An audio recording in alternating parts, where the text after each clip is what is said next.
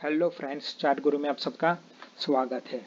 अभी हम लोग बैंक निफ्टी इंडेक्स फ्यूचर में एनालिसिस करेंगे। मेरा टाइम फ्रेम है 5 मिनट का।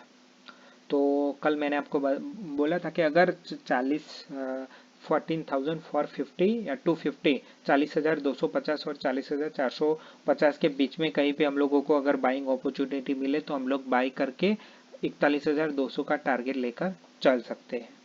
तो आज हम लोगों को वो अपॉर्चुनिटी, बाइंग अपॉर्चुनिटी मिली नहीं, क्योंकि पूरा दिन एक अच्छा ही अप ट्रेंड में ही मार्केट चल रहा था और मेरे हिसाब से कोई ऐसी डिप नहीं मिली थी बाइंग के लिए।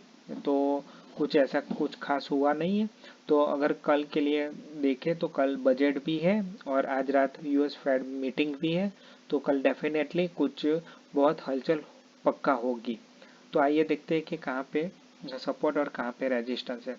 अगर कल सपोर्ट की बात करें तो अगर 40,000 अगर किसी को बाई करना है तो वेट कीजिए। 40,450 से 250 के बीच में अगर कहीं पे बाई मिलता है तो डेफिनेटली छोटा सा स्टॉप लॉस लगा के 41,200 टारगेट के लिए जा सकते हैं।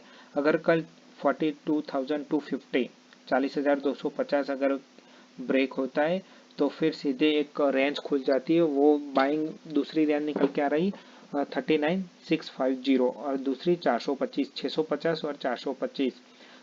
तो 39,650 और 39,425 तो यहाँ पे आपको दूसरी बाइंग अपॉर्चुनिटी मिल सकती है। इस लेवल में कहीं पे आपको बाइंग अपॉर्चुनिटी मिल सकती है और छोटा सा स्टॉप लॉस रखिए। अगर कल 39,425 अगर ब्रेक होता है तो फिर हम लोग को और फर्दर डाउन साइड देखने को मिल सकती है। अगर ऊपर की बात करूँ रेजिस्टेंस तो 41,200 के आसपास एक रेजिस्टेंस है और दूसरा 41,800 के आसपास है। अगर 41,800 ब्रेक होता है तो सीधे हम लोगों को दूसरा रेजिस्टेंस फेस करना पड़ता है। 42,000 पे हम लोगों को एक रेजिस्टेंस फेस करना पड़ेगा। अगर कल किसी वेट कीजिए बाइंग के लिए। अगर आपको बाइंग ही करनी है तो 40,450 और 40,250 का इंतजार कीजिए। यही कहीं से बीच में अगर मिलता है तो हम लोग बाइंग अपॉर्चुनिटी फाइंड कर सकते हैं। अगर 250 ब्रेक होता है तो छोटा सा स्टॉप लॉस होगा तो वो हिट होकर फिर एक रेंज खुल जाती है 39,650 और 39,425। तो यहाँ पे भी एक दूसरी बार आप बाइंग अपॉर्चुनिटी फाइंड आउट कर सकते हैं। और अगर यहाँ पे अगर आपको मिलती है बाइंग अपॉर्चुनिटी तो बाई कीजिए 41,200 टारगेट के लिए और दूसरा 41,800 और तीसरा है 42,000 के लिए। ठीक है। और कल बजट है तो काफ़ी वॉलेटाइल भी रहने वाला है।